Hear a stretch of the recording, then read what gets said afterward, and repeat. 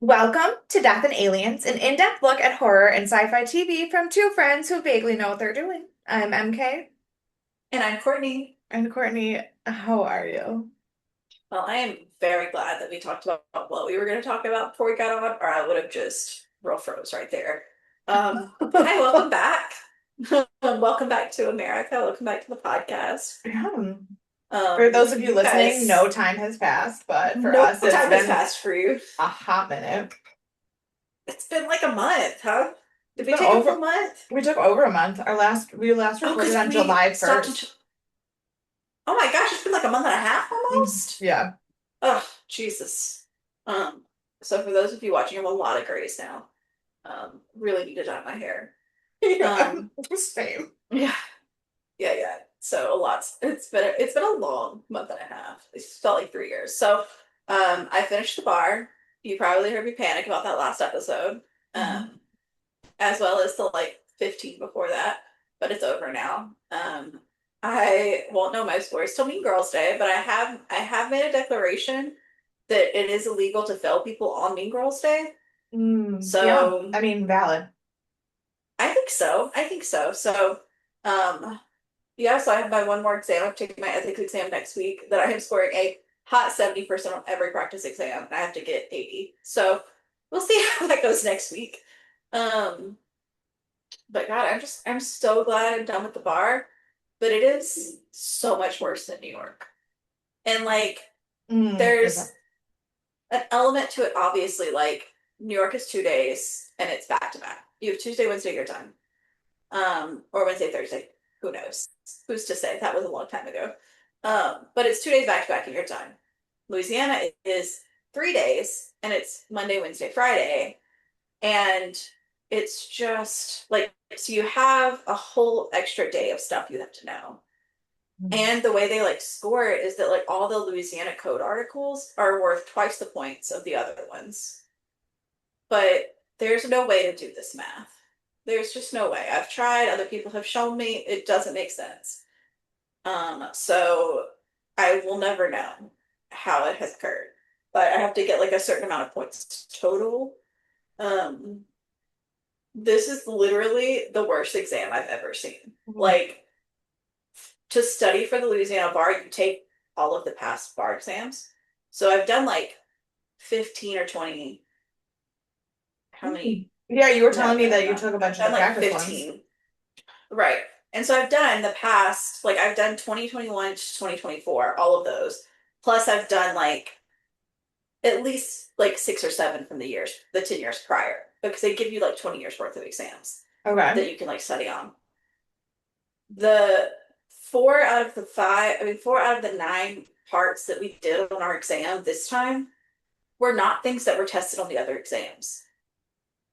The stuff that when you watch these 9 hour long lectures and they say 9 hours worth of material, first of all, is a lot. And Yeah. they say for 3 minutes, this is a topic that is a topic, but it's never been tested and it's probably not going to ever be tested because of this and that. Because usually they try to do like, they'll test stuff if it's becoming relevant in politics. So you know that like, if they start talking about like, I'm trying to think of like immigration, they would probably talk about like, which also they didn't, but like the things that people talk about in politics are the things that they're gonna like, if they change something, that's what they're changing. Right. This That is makes stuff sense. that's never been done before. Like they tested us on IVF and succession rights. That is not an issue. That has never been an issue. It's never been tested. Um, and for torts, the biggest topic is negligence. That's the one everyone knows. That's the one that's the longest test. Yeah. It's on every exam. Yeah. I'm not sure it was on this exam. Did I write about it? Absolutely. I wrote about it on both questions because I was like, I don't know. It's supposed to be here somewhere, and neither of these feel like negligence questions. So I'm gonna do what I think needs to be done, and then I'm also gonna write about negligence. Like 4 out of the 9 exams were that way, that I just made stuff up because I was like, I don't even know where to start. That's And insane. so I was not alone. Specifically the towards exam I walked out of, and every person I passed had a different cuss word to say about it. So like I wasn't alone. And I did hear people talking about the answers they wrote down, and no one wrote the same answer. Like, it is off the That's, rails how you bad know, that that's question crazy. That was. happened on one of the exams I proctored for the first question. Every single kid in the test that I proctored had a different answer. However, in that case, it was just because they none of them studied or knew the English language. But like, Yeah, no, and like ours were supposed to be like I figured out my average was like I would write like 10,000 characters per question. Is yeah, kind of what I average. I had 14,000 characters for torts because I was just kept writing anything that I thought might apply. you were like, just like Like, find a way to get a point. yeah, exactly, because they don't dock you for like getting the wrong answer or doing putting the wrong stuff. You just only get points for the stuff that's right. So like I can write everything I've ever known about. You don't have time, you only have 2 hours. But Right. like if I had time to write everything I've ever known about torts, they should ignore the stuff that was wrong. And I mean, if you piss off the grader might not give you some points you're supposed to get because they're mad at you because they have that power, which is also very fun, very exciting for everyone involved. Um, and some graders want to give you points. They will try it and they will reread your answer multiple times to find ways to give you extra points if you're like on the cusp. Um, some don't. So it's truly, truly a toss up, truly a nightmare. I had a small ice chest with me, and if you needed a reason not to become a lawyer, I'm your reason. Um, I have like a small ice chest that I would bring with like water and snacks and protein, and I kept my phone in there because you can't bring your phone inside, and it was 100 degrees outside. Like Yeah. the first day, my phone wouldn't work for an hour after I left because it got overheated, and so I just kept it in my ice chest the next 2 days. Like it is the most bonkers That situation. is insane. Like Oh, the right, woman because the first day, you were taking it during like the couple weeks where the whole world was on fire. yeah, and then we stayed on fire. But like, yeah, the rest of the world did eventually cool down, not us. Uh, But like it was 100 degrees, and the very first day, the woman told us to put the wrong sticker on our booklet. Like it is so off the rails. You have to put your exam number at the end of every answer and type end of answer on the program that I've paid for that tells me what question is which one and has my name and information stored in it because I paid for it and signed up with my information. Like I still have to put a different number in an answer. And then somebody like the second day was like, "Oh my gosh, are we supposed to do this for every question?" She's like, "It's okay, a lot of people have it." Why is it a requirement then? Why are you making arbitrary requirements for the that, worst day of everyone's life? Like, that is insane. and the software runs my battery down on my computer, it turns out, even when it's plugged in. So imagine the panic attacks I had every day when my computer was going down instead of up when it was supposed to be charging. No. So I've finished it. It's over. Um, will I be traumatized the rest of my life? Yes. And apparently I'm never gonna recover. It's been a little like 2.5 weeks since I took this exam, and I'm still sleeping 12 hours a night when I don't have to get up and be somewhere. Like it is just bane of my existence. Anyways, how are you? You're better. You've had a better time sometimes than me. So Sometimes. We had a both of us had a really rough time while we were out, but I at least did have like a little reprieve in that time where everything was great. lovely. I went Mm-hmm. on my honeymoon. Yeah. Yeah. It was sorry, I'm just gonna burp because I ate all that salmon really fast. It was amazing. It was wonderful. It was fucking hot. Um, the first day we got there, we landed in Brussels and it was like 70 degrees. And I was like, okay, maybe I underestimated the heat. I don't have any like sweat. I have a sweatshirt, like no sweaters. I have a sweatshirt. Don't really know what I'm gonna do for this whole trip. Don't worry, I was fine. It was 97 degrees every other day. So that first day in Brussels when we landed and the 2 days in Edinburgh, only days that it was not over 95 degrees. Even in London, Paris, Belgium, all over 95 degrees. The world's on fire. The world was on fire. To be fair, a week before I left, they literally had to close the Eiffel Tower because it reached 103 degrees. And Yep, I remember that. Did they you were go like, up top? So I went to the first floor, which is Good move. Good 10 move. stories in the air. Much better, much easier to survive if Yeah, you but fall here's the through. thing. I thought I bought a nice little elevator ticket. I can't read, and I bought stairs tickets. No. So I Oh climbed the 10 no. stories to the first level. And then technically we had champagne and macarons waiting on the second level, but I would have had to climb another 10 stories to get to said second level. And I was already having a panic attack about how high in the air I was. Um, so we did not go to the second. Oh my God, that's terrible. It was terrible. It was 100 That degrees and is the worst. it was 100 degrees and I accidentally walked up 10 flights of stairs. Like it was a day. Um, That is, oh, our that's the first worst thing I've ever day, heard in my life. our first day in Paris, we had everything planned, and for anyone who saw my itinerary, you already thought I was insane of how much I was packing into these days. But then on our first day, we had so much free time because like all of the times that I allotted us for museums, we didn't ever spend as much time in the museum as we had intended. And part of that was like because I just went online and was like, how long does the average person spend in X museum? Sure. Um, but Dan and I, we love art. That's not what it is. Like some people don't like art museums. I love art. But the thing about an art museum is that either you look at a painting for 5 seconds or you look at it for 5 hours. Like that's really, I don't feel like there's any other way to do it. Like you walk through, you look at it, a couple paintings, you might stop and stay for a little bit and talk about the art style, whatever. But like you don't need to spend 5 hours in an art museum that has 12 paintings in it. Like that's stupid. Um, Right. so we kept like being super far ahead of schedule. So we were like, well, we have enough time. Do you want to just do this today instead of doing it on Tuesday? We walked 32,000 steps, and went to 3 churches, 4 museums, and still had 4 meals. I love that for you. That sounds like a dream. It would have been if it wasn't 105 degrees.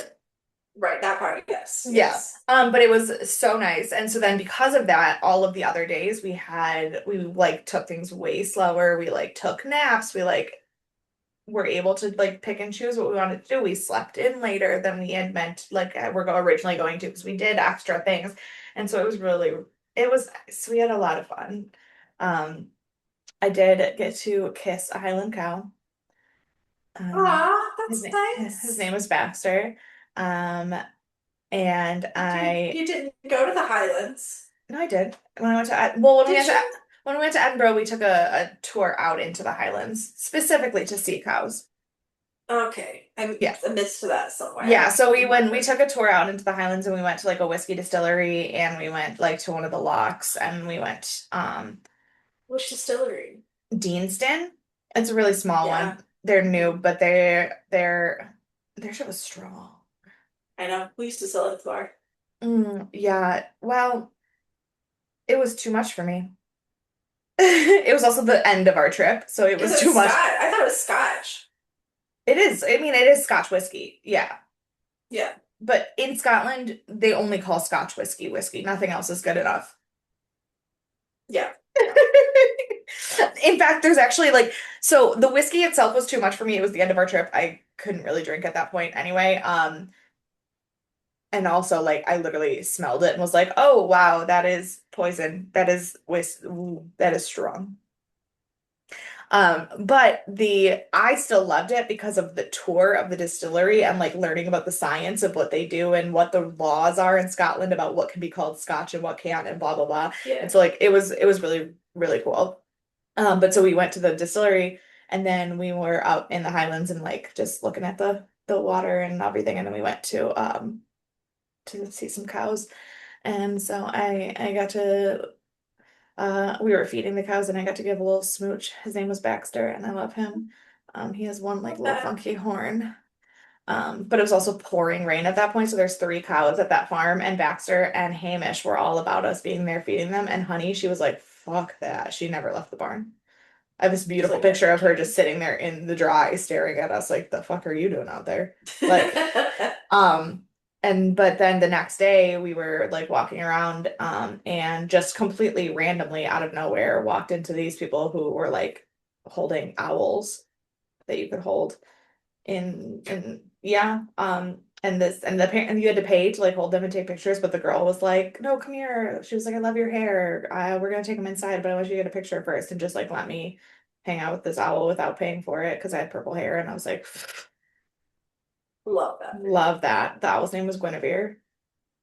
Aw. Yeah. So Dan was like, oh, how does this happen to you? But yeah, I mean, it was beautiful and it was nice and a lot of fun. And Disneyland Paris was amazing.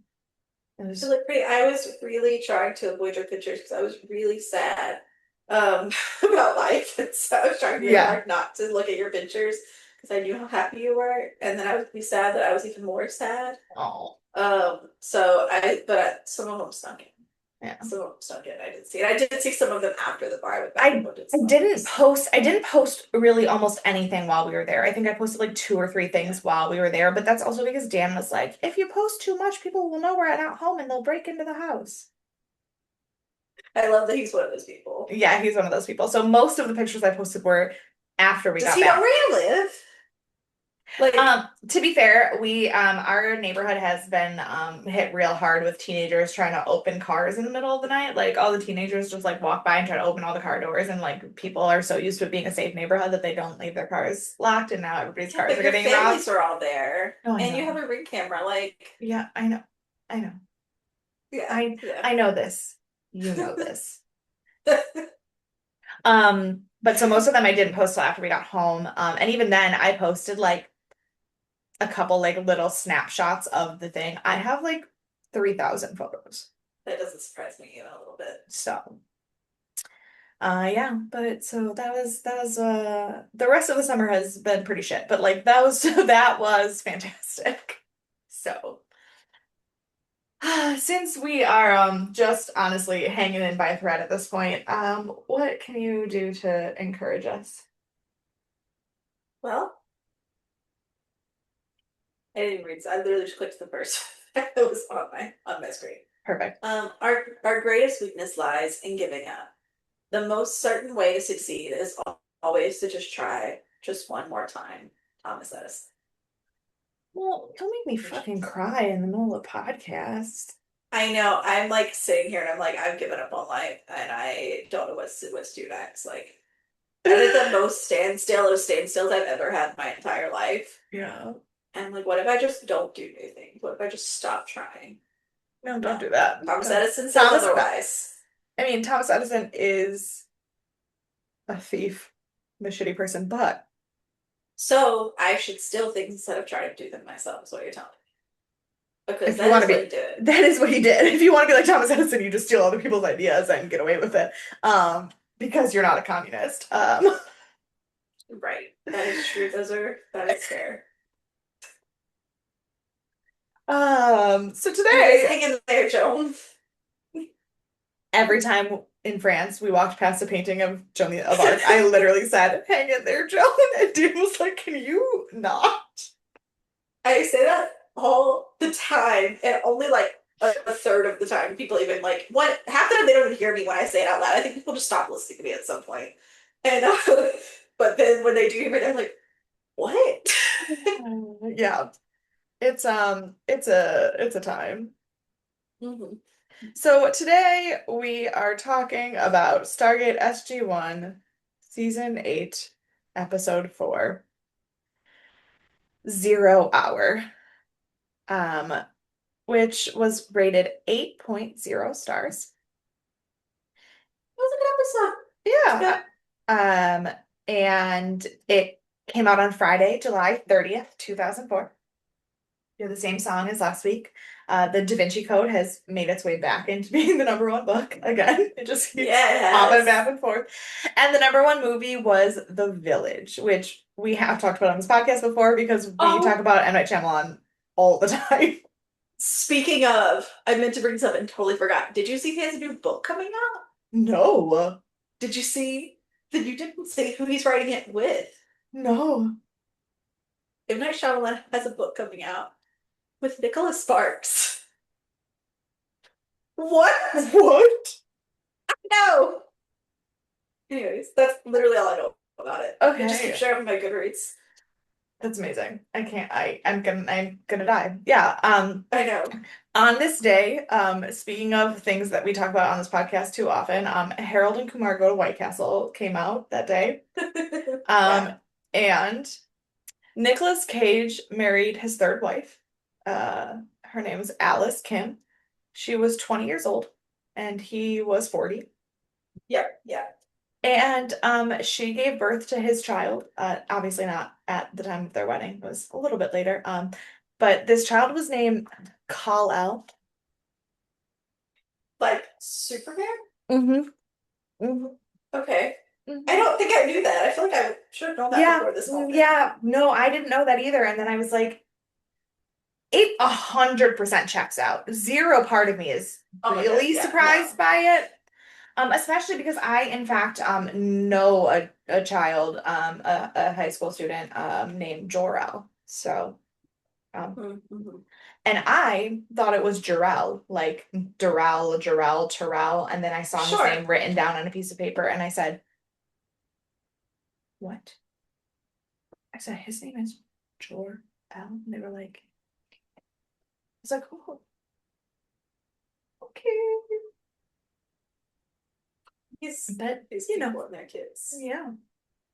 Which reminds me, I sent you a TikTok a little bit ago that was talking about this girl who was like, I don't remember what her job was, but she was like doing intakes of like names and she was a child casting agent. So she would like get like baby models, like go through Yeah. their portfolios.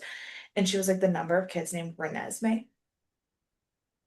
I did see that. I did see that.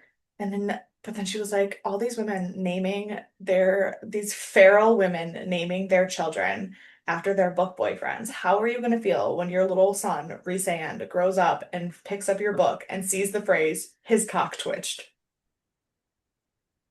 It was like, Look. Also, why are you naming your kid after a boyfriend type? Like, that right. doesn't. No. That's never made sense to me. That sounds No, like a like I like some of those horror names. movie. I like some of those names, like as names. Well, sure. And like there are characters in those books that I would absolutely name my kids after if I could get Dan to agree to any of the names. But like the main male character, not who I'm gonna name my kid after because A, gonna make me feel icky.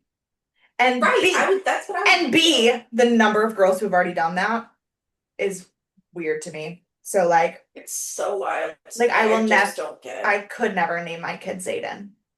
Could never. That means nothing to me, but I believe you. Zayden is the main character in the fourth Wing books. Mm, But it's on the list. Also is Zayden is my nephew's name. But he spells it with a Z and they call him Zay. Like his name is Zayden. What the fuck is his middle name? Something that starts with a J, but they call him Zay J. Whose And kid I is this? Tyler, my cousin Tyler. It's I was like, no, it's not. You're no, just... no, no. Yeah, no, my cousin who grew up living in my house. It's his Yes, son. yes, yes, yes. Okay, So okay. it's my Everything makes nephew, but sense. it's not my nephew. Anyway, I don't know if you watched my eyes cycle for your siblings and say, did I miss one? you're like, what the fuck? Yeah, no, the brother that my mom didn't give birth to, his child is named Yes. Zayden.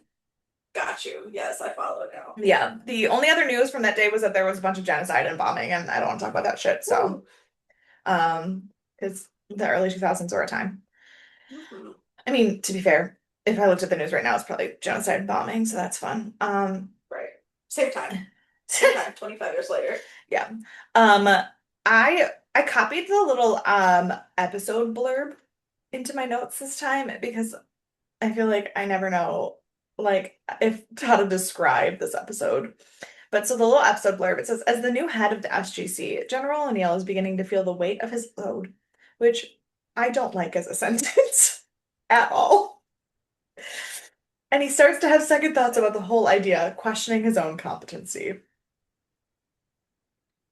I don't ever Yeah. want to hear anybody's load. I really need to give Amazon a call and just be like, please, please stop writing captions. Let me write them for you. Right. Please, for That, the that love was of what that God. was what was on IMDb. I will also give them a call and let them know everyone should just stop making captions. Leave them alone. I will take care of them. Yeah, yeah. This episode was directed by Peter Wost, written by Robert C. Cooper, and edited by Stein Meerstadt. So we do have a new name. He's known for First Wave, Terminal City, and Little Women, 1994. Um, Excellent, excellent. I couldn't really find a lot about him, but if you are looking for film editors, IATSE, like the union for tech people, they have like basically an IATSE website where you can like go and hire editors via the biographies that are on this website. Like you can like reach out to editors via Oh, this website. And his IATSE bio cracked me up because it included these facts that his life resume includes being a merchant marine seaman, a paragliding instructor, and a Cessna pilot. He plays the guitar and is fluent in Norwegian.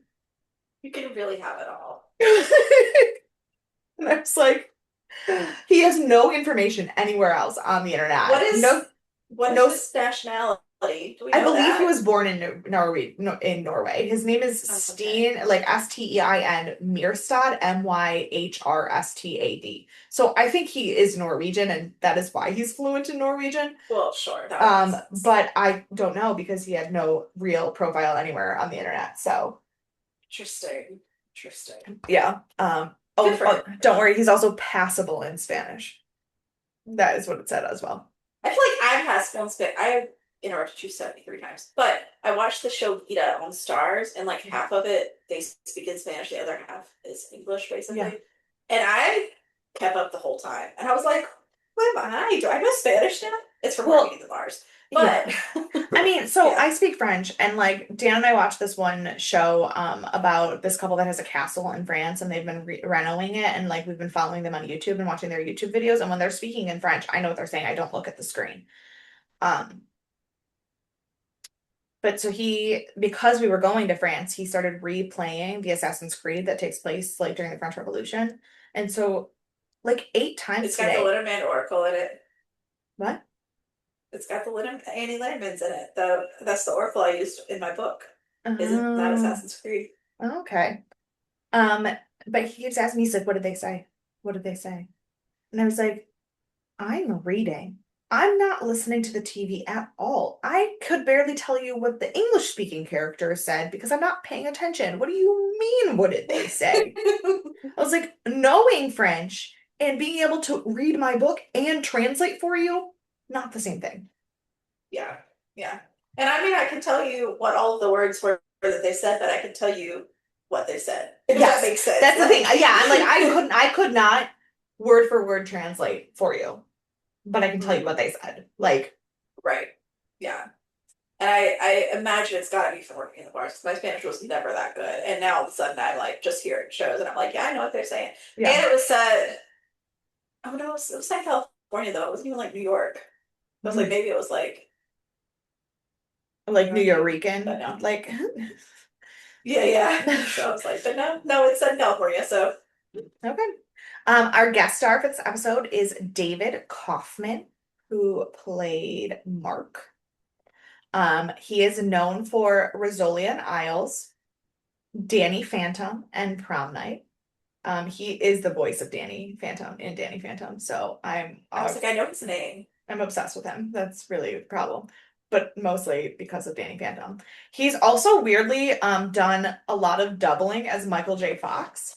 Because he has done the voice of both Marty McFly and Stuart Little in like subsequent things that have been released after the originals. Oh, I love that. His wife is her name's Lisa Picotte. She's also an actress. They've done a couple of things together that they played a couple in, but none of the things that she's been in were like she's one of those like has done like half as many roles for half as many episodes, and I didn't really recognize anything she's done.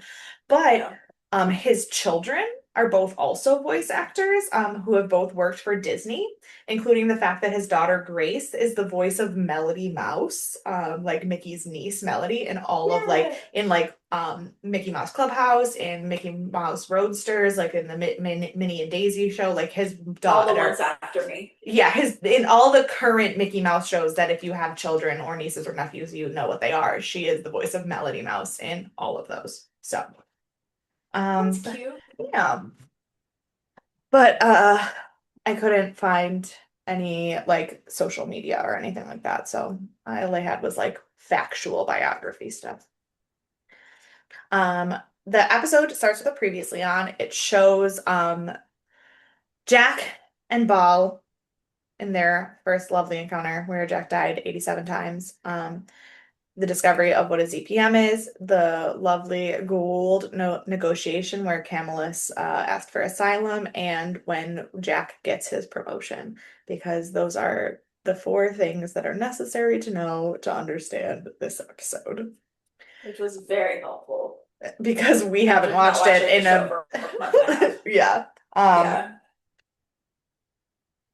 So Walter is taking Jack through his morning schedule and reminding him that he still has a ton of personnel briefings to go through, and there are government officials there still trying to resolve security issues for the potential presidential visit. And when Jack gets to his office, there is a man sitting there that he does not know. Um, we find out that the man is named Mark, and he is the general's new administrative assistant, so that Walter can get back to his own goddamn job because poor Walter. Bless his heart. I know, bless him. Um, Mark was chosen to be there by Hammond, so he's been vetted and vouched for. And Jack tries to pawn off reading all of his files on Mark, and Mark and Walter are both like, "Nope, that one's got to be you, sir. Like that's not how that works." So they leave. So Walter takes Mark to his own office so he can get himself set up. And Mark's like, "Wow, he is not a normal general." And Walter's like, "No, he's just not a normal person." Right. Um, Nothing good. and so Walter takes Mark to his office, and then Mark makes a very suspicious phone call and says he's in position and Jack doesn't suspect anything. And then we get the credits. Eek, eek. Gotta love Starting strong. starting off strong. Um, we after the credits, we see Jack continuing to struggle with being in charge, particularly with time management. Like he can't keep track of shit. And like don't blame him. I was 25 minutes late to work this morning. I had no reason. I've just given up getting to work before 10. Yeah.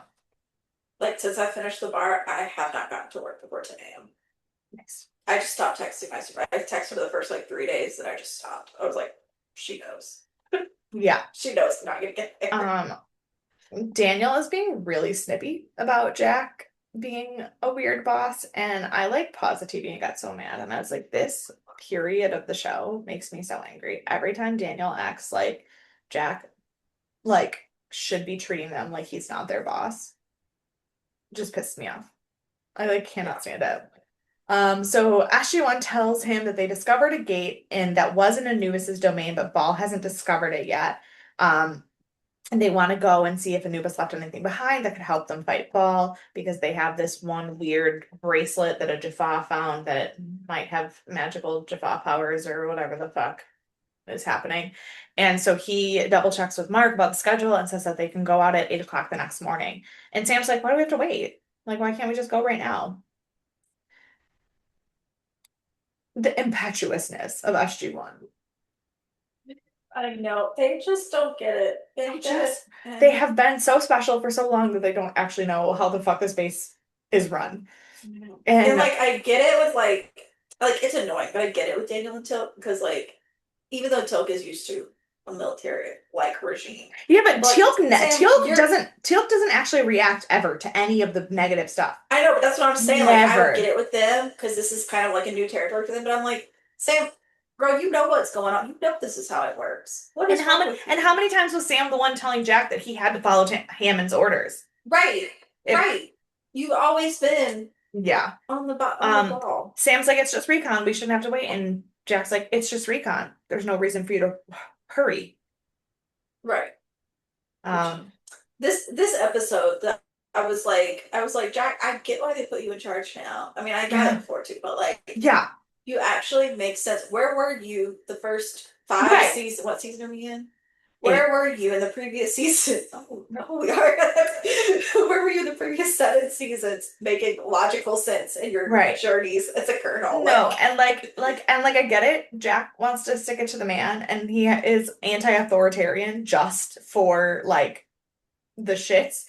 But yeah, he's never made decisions unintelligently. He just was never in a position where we had to understand how his decision affected other people. So now we're getting to yeah, see this side of Jack that I think was always there, but it was. other But because he people, was always listening to him, and he always fell in line where he was supposed to, and so like yeah. he fought back, but now he can't fight back because Yeah. it's Well, to and him. there was a little scene that I didn't talk about it because it wasn't really important, but Hammond calls him on the phone and he's like, "Oh, General, blah blah blah." And you can't hear Hammond on the other end, but Hammond's basically like, "We're both generals now. You don't have to call me General. You can call me Yeah, George." Like, and Jack's like, "See, every time I start to say George, General comes out." Like I can't do it. Um so while he's fighting with Sam, he gets called away because he has to talk about trade agreements with the people of Amra, and they you can tell like that there's this awkwardness between Jack and SG-1, and like he's like, I would love to be able to hang out and talk to you guys, but I can't. And they're like, why aren't we important enough for you? I don't know. Everybody annoyed me in this bless episode. it. Um, but then he sets up the trade agreement and then he goes to talk to Dr. Lee about this new plant thing that they found on a planet and brought back that is growing at an alarming rate. And Mark is like, isn't it a bad idea to just like bring here things here from other planets? And Jack and Bill are just like, But it's a plan. but it's He's a not the they're big magnifier. yeah, yeah. But it's a plan. Yeah, they're like, it's just a plant. What's the problem? And then, like, Dr. Lee goes off on this whole weird tangent about how the rate of growth in this plant could potentially solve world hunger. And it's like attempting to be really dramatic for no reason. Um, Wild. the, I understand that eventually the plant does have an effect on the episode, but to me, it just felt like a way to continue to make fun of how ridiculous the show has gotten. Like, Yeah.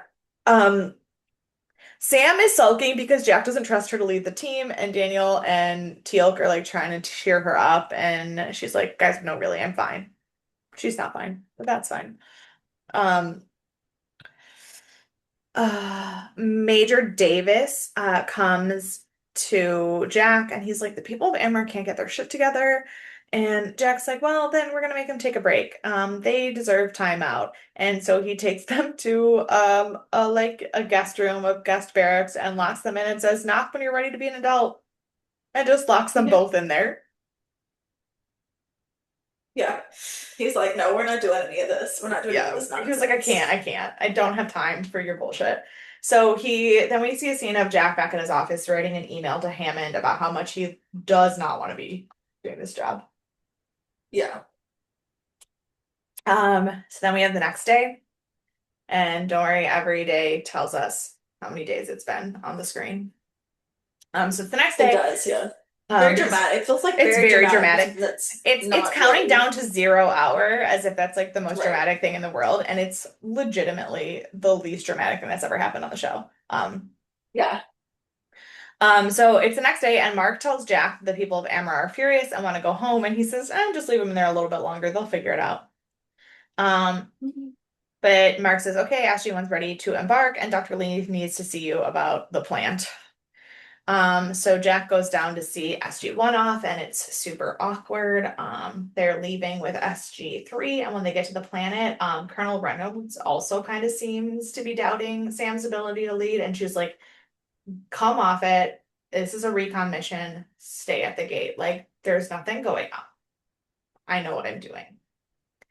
Yeah. Um, so Dr. Lee's plant has gotten out of control and Jack is over it. like this plant has now taken over like the entire room, and he's like, and Dr. Liz like, I don't know why, but every time it's exposed to light, it keeps growing. And so Jack just turns off the lights and is like, the fuck are we doing?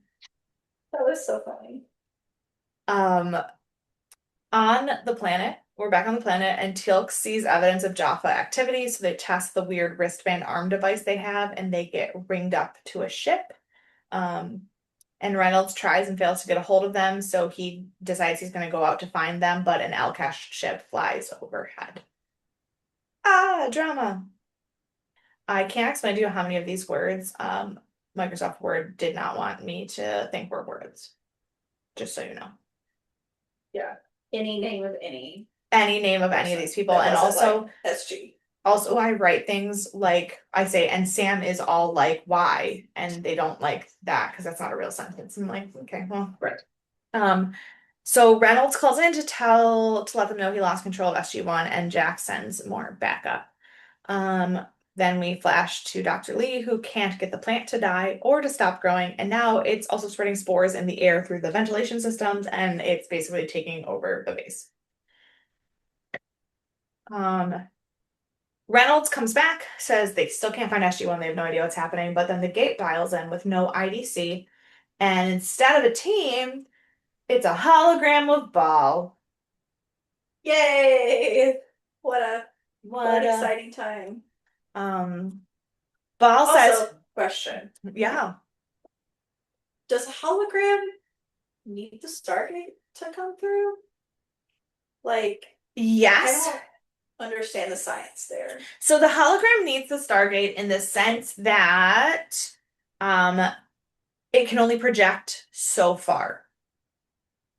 Mhm. Like it like you couldn't stand on Earth and project something to Mars without being closer to the planet. Like the hologram doesn't have that level of long range. However, the iris doesn't block it because it doesn't need to rematerialize. It's basically like the fact that they can send a radio wave or a voice message through the iris. They can send a hologram through the iris because there's nothing to rematerialize. However, the frequency of the wavelengths of the hologram couldn't get there without the Stargate being like a portal, basically. Gotcha. Gotcha. Like that was actually science I did know, and I did make that one up. I Yes. love it. I love Um, it. so Baal says he will give SG-1 back in exchange for Camillus, and Jack's like, "Oh, yeah, I'll think about it." He is so brazen for someone who was Oh my like, God, what did I don't want to do this. what did he say to Baal? He said I do some. dare mock you. Oh, he said, you dare mock me? And he said, in fact, sir, I do dare mock you. And Yeah. Mark is like, is that any way to talk to him? He's like, that's what I do. Like, Yeah, he's like, that's what's happening. so they bring Camillus back to the base from the place that he was being held. And Reynolds reminds Jack that conducting the exchange on Earth could risk the gate. He shouldn't be considering it, but if he is considering it and he really is willing to exchange hostages, they have to find a neutral space to do it. Jack's like, 100% heard. Um, Mark asks Colonel Reynolds why Jack still thinks there's hope and just hasn't given up on like SG-1 because it's been so many days and like they're not going to do a hostage negotiation and blah blah blah. And Reynolds is like, you have no idea how this shit works. No one on this base has given up. Like that's not how we do things around here. Yeah. That his little speech about how Jack died over and over and over again and that the rest of SG-1 like never gave up and that not one person on the base is going to give up. I do really love Colonel Reynolds as like a third level side character.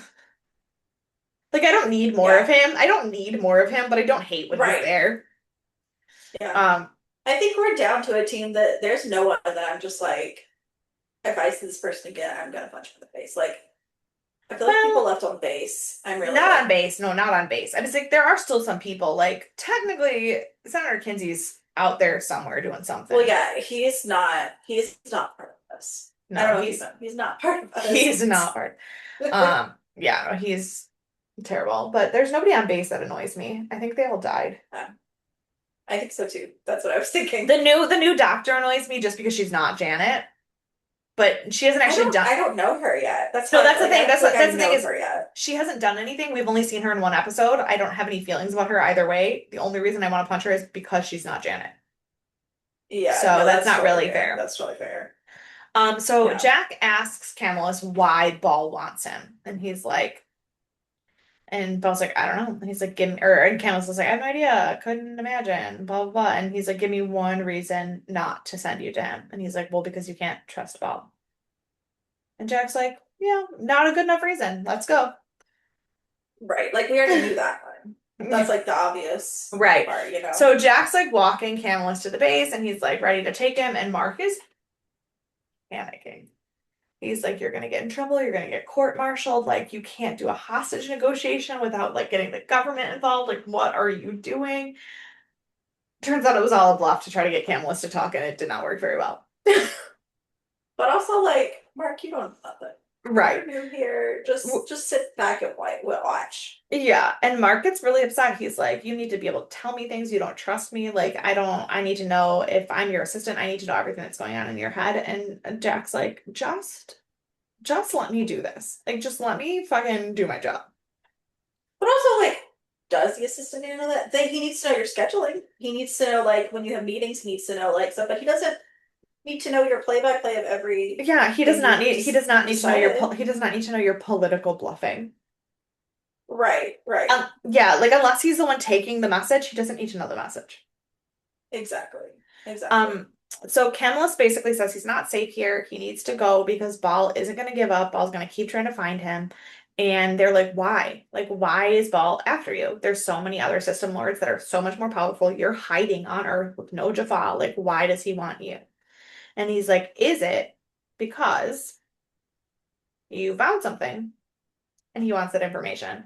And so it turns out that Camillus was bragging to Ball that he found a planet that holds a device from the ancients, and that is why Ball wants it. So you get a quick flashback to Jack, who's continuing to write his email, and to Hammond saying that this job is just too hard, and he says, I was not prepared to fill your very, very shiny shoes. Oh yeah, that made me laugh. So the gate activates, SG-3 returns and says that Camillus wasn't lying. They found the device and they found a ZPM that was not plugged in. Hence the device not working. Right. Mark starts acting a lot of questions about the ZPM. And Jack is looking at him like, what is happening here? We're starting to feel the like getting wary of The shadiness. the shadiness. Yeah. But also, I really think it was more of a plot device to remind us how a ZPM works and what it is and what it does, because we didn't really go into that enough in this show. Yeah. We did in Atlantis, but for those people who aren't double watching, you don't remember what a ZPM is or what it does. So here you go. Um, the Suddenly, the overgrown plant shuts the power down in the whole base. And Dr. Lee is like, yeah, so we got to get it under control, but we need to keep it in the dark so that we can potentially get it under control. And so please don't turn anything back on. Unfortunately, that includes the gate. The gate will not dial out. Nothing will work. The iris won't work.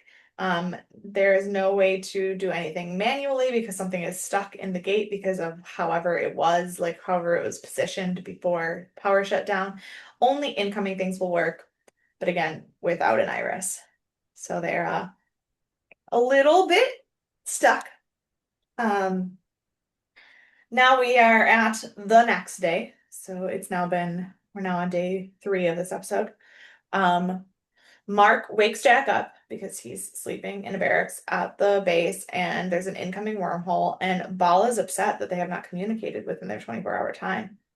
And Jack is like, honestly, for once in my life, I am not trying to stall. I physically cannot dial out. My gate is broken. And he's like, but you know who would have fixed this already? Colonel Carter. So if you want to just give her back, we can fix up the gate, we can call you, we can give you what you want. Like, and Val's like, you have one more day. Not helpful, we still don't know how to fix it. All right. like what kind of game are we playing? Like, Right. is it just gonna be like next day if we're not ready to say, okay, one more day? Like that doesn't work. No. Eventually someone figures out your game and it's just gonna never Right. that's not negotiating. Bad negotiating ball. Yeah. I mean, give them a little bit of time, but if you give a single other extension, but also it's very un-Goa'uld like to give you an extension. Yeah. Yeah. Um, And I mean I get that it's like I get that it's because like he's bluffing too, but like right. still. Like how many bluffs can we do in one conversation? Right. Um, Yes. so Davis and Reynolds are having a meeting with Jack, explaining that they have been developing a poison in Area 51 and they could take it to Ball and they have enough for 3 planets and it will kill all of the Jaffa and they've done all this stuff, or kill all the Goa'uld and they don't know all this stuff, but it will also unfortunately kill all the Jaffa. And they don't really want to use it because it will kill tens of thousands of people, but it is an option. However, I am unclear if that includes Teal'c. Because they're thinking of, I don't think I understand the situation. I believe that what it is, I think it doesn't include Teal'c anymore because I believe that what it is a gaseous poison that um attacks the symbiotes themselves, which is why the Jaffa also die. And now that Teal'c doesn't have a symbiote, it wouldn't affect him. But the way that they talk about it, it's very unclear what they're talking about. This poison, I swear they talked about it at some point earlier in the show. Stargate. I'm sure they've had what would surprise me in the Um, slightest. it's a chemical compound designed to attack the Goa'uld and Tok'ra symbiotes. The Tok'ra developed it to assassinate system lords, so they stole it from the Tok'ra, and then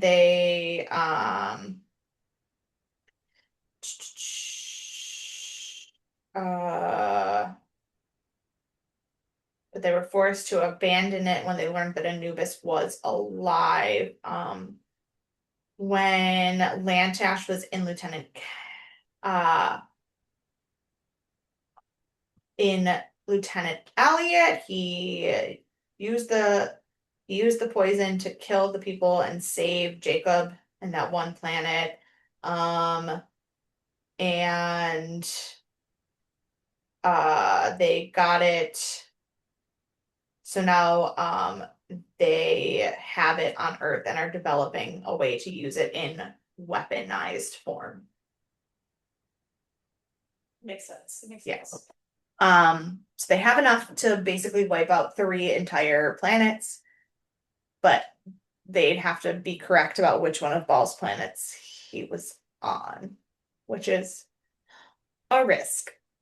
But I think that's like so like if they're releasing this on the planets, it's not like a contagious thing, right? It's just No, like a no, no. gas. So like if we just don't take It's a till yeah, but it's a chemical compound, but it attacks the symbiote itself. right, but I'm saying like if that was even like a concern, like would they just not take Tilk on that one or something like No, SG-3 no, instead of SG-1? no, no, no. They're trying to weed out where Ball has SG-1.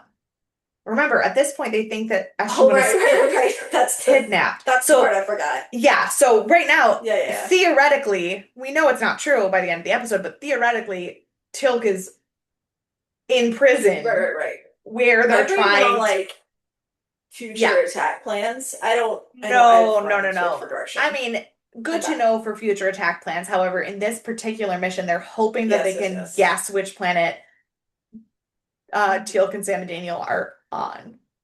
Right, right, right, right, right, right. I'm back in the world. Which really only works if Teal'c is now immune because he no longer has a symbiote. Mhm, mhm, mhm. Um, Camillus is throwing a fit about still being locked up and wanting to leave and get off of the planet, and Dr. Lee decides he's going to pelt the entire base with gamma rays Yeah. because it's sci-fi and why not? What Uh, could go wrong? so John, who we haven't really talked about. He's a government official who is there helping things. He is part of the president's security detail preparing the base.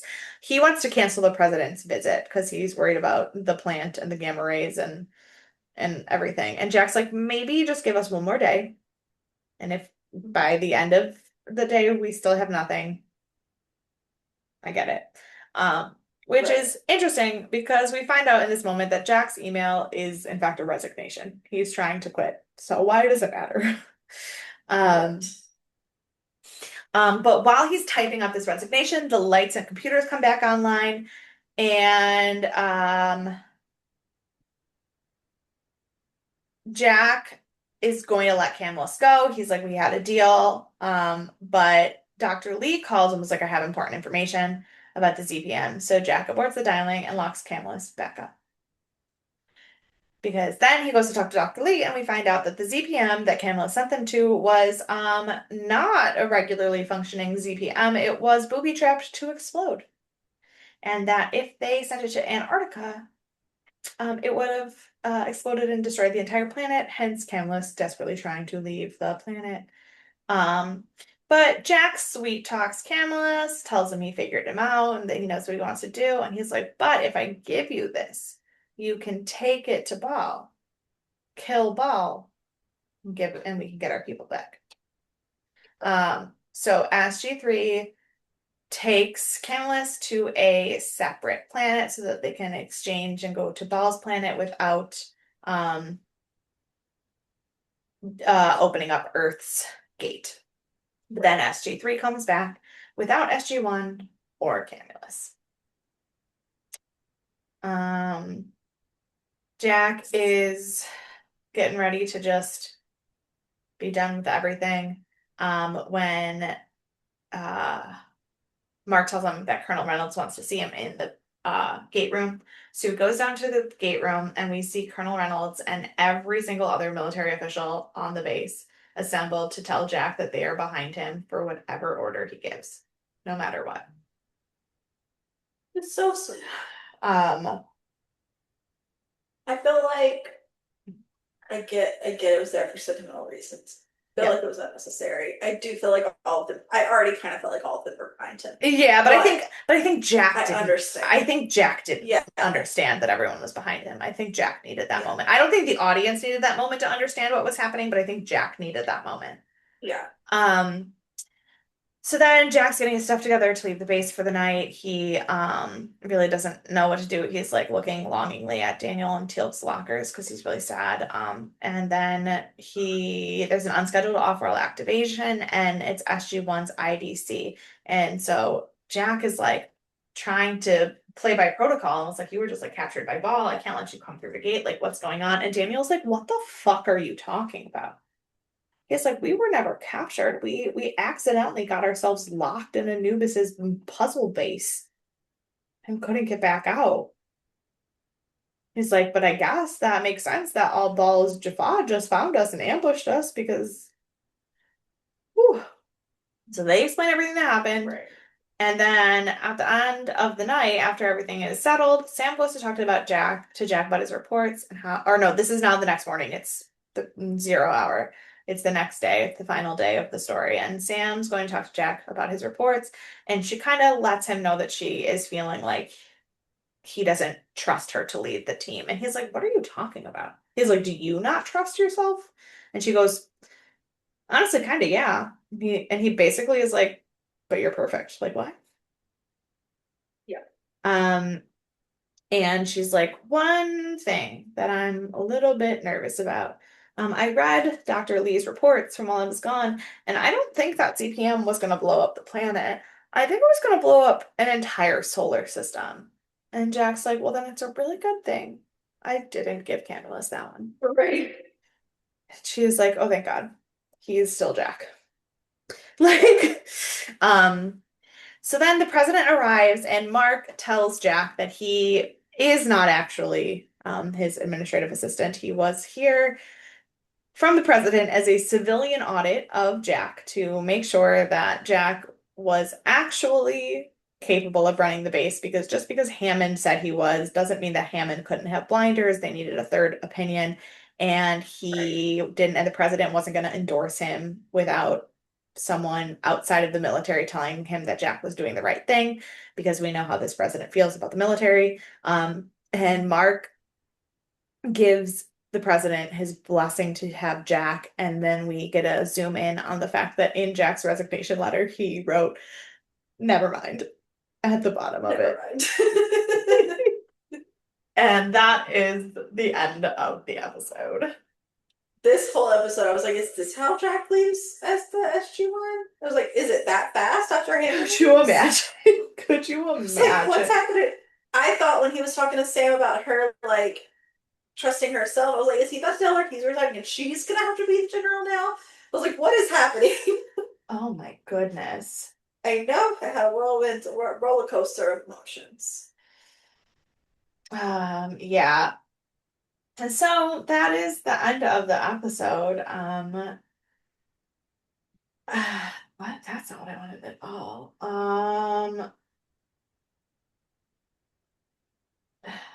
Next week's episode of the podcast is an Atlantis episode. I don't, I don't know if I even really want to give you a teaser for this coming, like the next Stargate Yeah. SG-1 episode. Um, but my little teaser for the next episode of the podcast is that we learned a lot more about the science of stargates, just in case this episode didn't already tell us enough. Spoiler, both titles are about times. That is true. That is true. Um, Not super relevant. Not super They're not the relevant. same thing. They're not the same But thing. They both have things about times, and they both do. And actually, this episode didn't explain anything about science except for that we explained the yeah. science. That episode does, in fact, explain science. Right. Um, yeah. Do you have any thoughts or theories or questions or predictions that you want to talk about? Um, well, I love Jack as a general. I just love him as a general. And obviously this is Hammond, but it's Yeah. we're not gonna have Hammond. I'm in on Jack. Which makes me really bummed because I know he doesn't stay very much longer in the like show itself. Like I know he Right. doesn't stay till the end. So like then I'm bummed. But I love him a lot. Yeah, everyone was a little annoying, like we talked about. I don't know why Sam is being the way she is.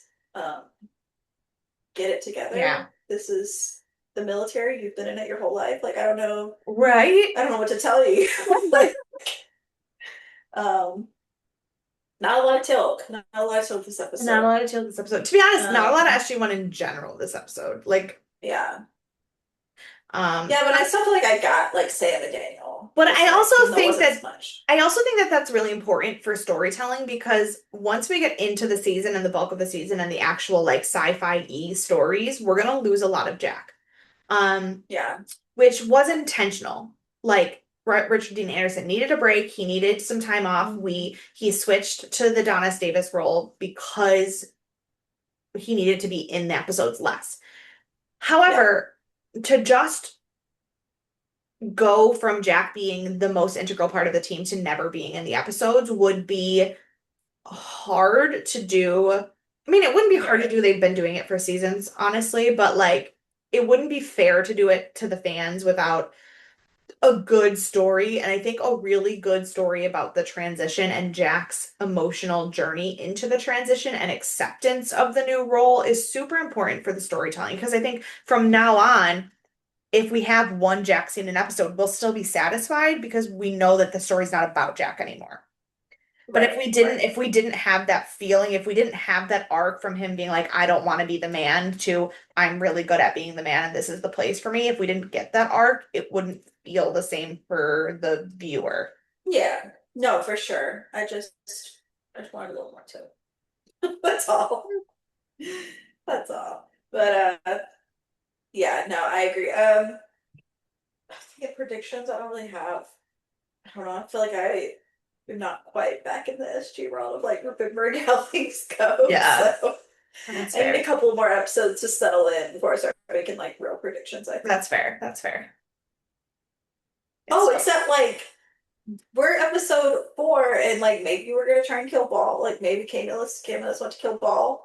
I understand the device doesn't work. I get that. But like But what, yeah, but the device didn't work. So did he really go to see Ball and what happens now?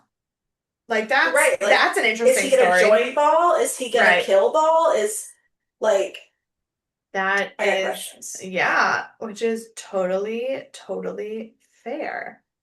Um, oh, I forgot. Some weird shit comes up this episode or this season. I like was I was looking. like, this episode?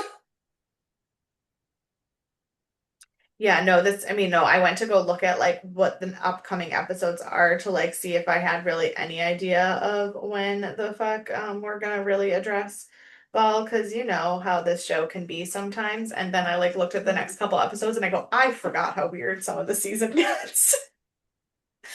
Um, so who do you want to punch in the face? I think I'm gonna go with Camillus. That's fine. That was Um, my first choice as well. Yeah. yeah. Um, my second choice, because I picked Camillus, but I also assumed you were going to pick Camillus, is probably doesn't deserve it that much. But he just annoyed me a lot, and he often does, and that is Daniel. I feel Uh, like your default is like, oh, yeah, that's I was gonna punch the big guy. If I'm not, it's Daniel. yeah, no, my default is that Jack is always the MVP unless he does something really shitty. And if Yeah, I know Courtney's gonna pick the big bad, I pick Daniel. Like right. Spoiler for the spoiler, new I want to show. put it's so funny because I do love Daniel, but Yeah, I also hate Daniel. yeah. It's a tumultuous relationship. Um, who is your MVP? I mean, Jack. That's yeah. Jack would have been my first choice, even if this episode wasn't the most Jack episode ever.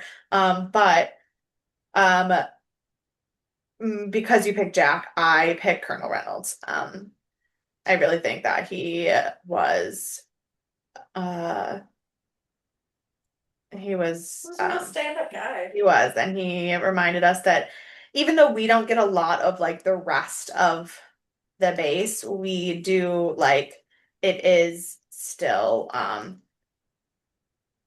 Like part of the team. yeah, like they are Yeah. it isn't I think it was important. His stuff was important this episode because it reminded you that like um